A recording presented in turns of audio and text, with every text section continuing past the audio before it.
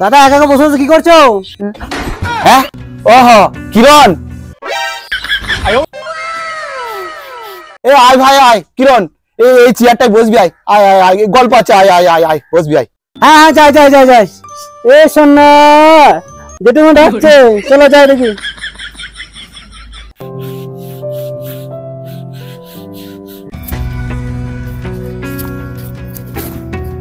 কালকে বিয়ে বাড়ি কেমন কাটলো দাদা? বিয়ে বাড়ি? আরে বিয়ে বাড়ি দারুণ কাটলো রে ভাই। কেমন খেলে? বিয়ে বাড়িতে জব্বর খাওয়া হয়েছে, একদম জব্বর খাওয়া। দাদা বউটা কেমন হলো? আরে বউটা একদম দমকা মাল, একদম কচি সুসা, হেভি দেখতে একদম। তোমার বউটা দেখতে ভালো, লোকের বউ দিয়ে নজর কেন? আরে না রে না, নতুন বৌদিকে একটু ভালোই লাগে, আর এই তোর বউ মানে বৌদি পুরনো হয়ে গেছে। একটা কথাই আছে না, বউ যদি ক্যালেন্ডার হতো খালি বড় ভালো হতো। দাদা ক্যালেন্ডারের সাথে বউয়ের কি সম্পর্ক? আরে মামনি শোনাবো না, বুঝি ব্যাপারটা বুঝতে পারছিস না? না।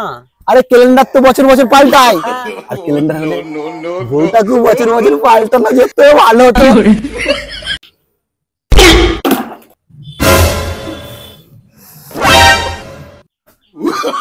না তুমি বসো, আমি আসছি। ভাই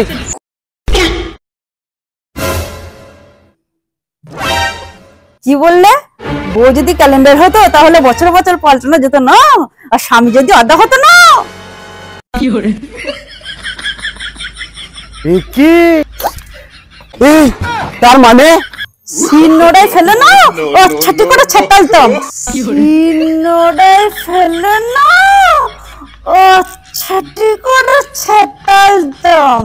কি স্বামীকে আদা ছোতলা করবে? এ তো তরকারি মিশি খেয়ে নিবে রে।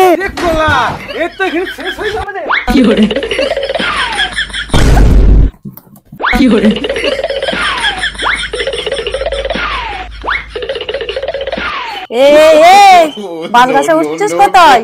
রাত্রিরে তো ঘর ঢুকবি, তখন শিলনোড়ায় ফেলে আদার মতো ছেটালবো। বাঁশ গাছে উঠছিস কোথায়?